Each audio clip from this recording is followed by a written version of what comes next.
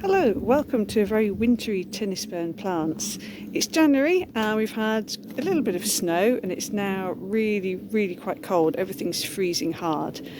And I think at this time of year, a lot of people imagine I'm sitting in the house in front of the fire with my feet up, enjoying a good book. It would be very nice to be doing that. However, there's plenty of work to be doing out on the nursery, looking after the truly hardy perennials that we grow here.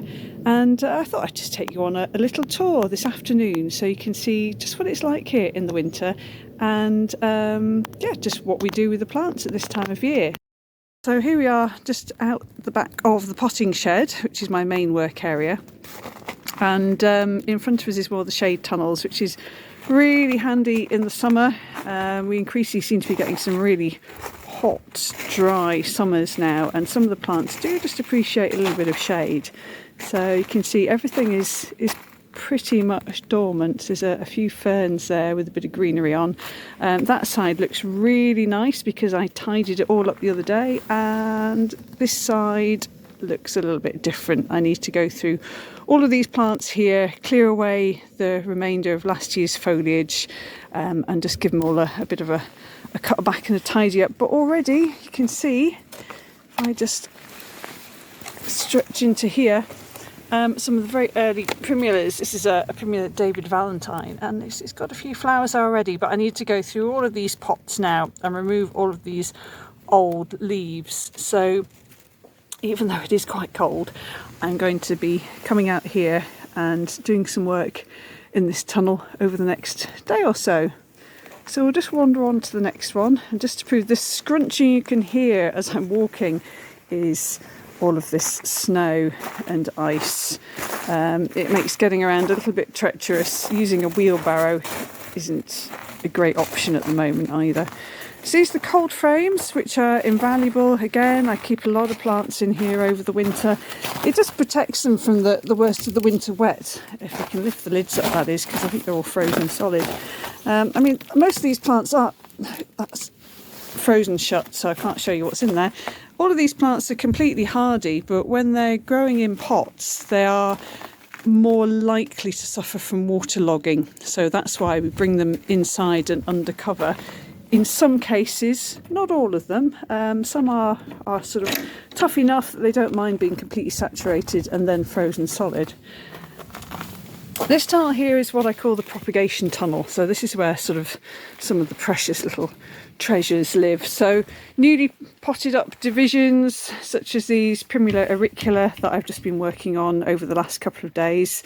So they're in here. It's surprising, this being a solid plastic tunnel, there's no additional heat, but it does keep it a few degrees warmer than some of the other tunnels. And then again in here, it's just a mixture of bits and pieces really.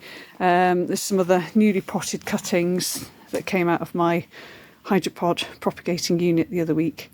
And then you see again in here, I've got quite a bit of tidying up to do. There's some Mechanopsis that I've put in here, partly to thaw out so that I can actually work on them. And then some of last year's seedlings as well, which are growing on. Because that's the other thing, being a growing nursery, we've always got lots of young plants coming on. Some of them take 2-3 years, even longer, before they're actually ready to go out in the main nursery area for sale.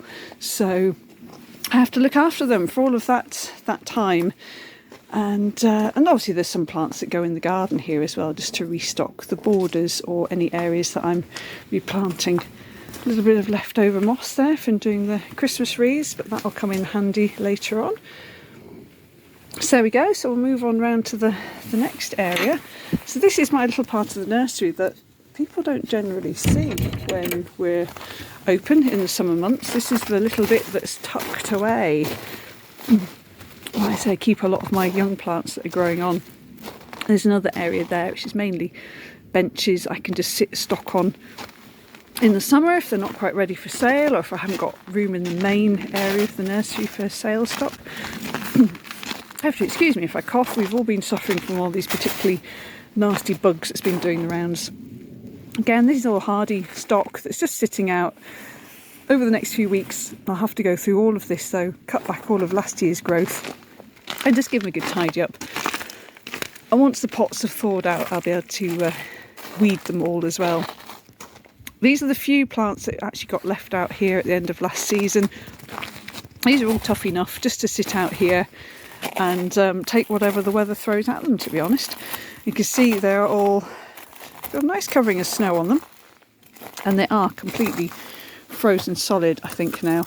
I'm not sure what the temperature was last night, but it was minus quite a bit. Yeah, that's just one big block of ice. But that's a little hardy geranium, so it won't take any hurt. So all these other benches in the summer would normally be full of all the sale stock, but they've been completely stripped down now. As much so I can give them all a really good clean up as well, ready for the plants going back out in the summer.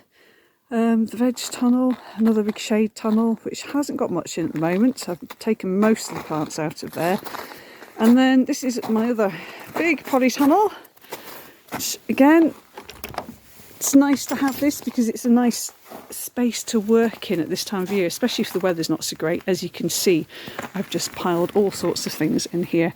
So in here we've got some of the plants that are completely hardy, but again, just like a bit of protection from winter wet.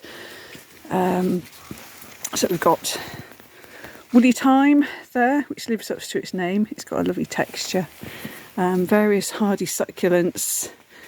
And then right at the far end of the tunnel, we've got a lot of the auriculas that are growing on nicely. And then again, lots more hardy perennials that are now ready for a good tidy up. All this growth needs taking off them. This is all last year's growth that's died off, and it can be cut back and put on the compost heap. So that is going to keep me busy, probably for the rest of this month, I would guess. And then by the time we get into February, hopefully things will have thawed out a bit and I can actually start to get out into the garden and lift plants to get them divided and potted up. You can see, I've been through the auriculas recently, so they're looking really nice and tidy, which is always a good thing to see.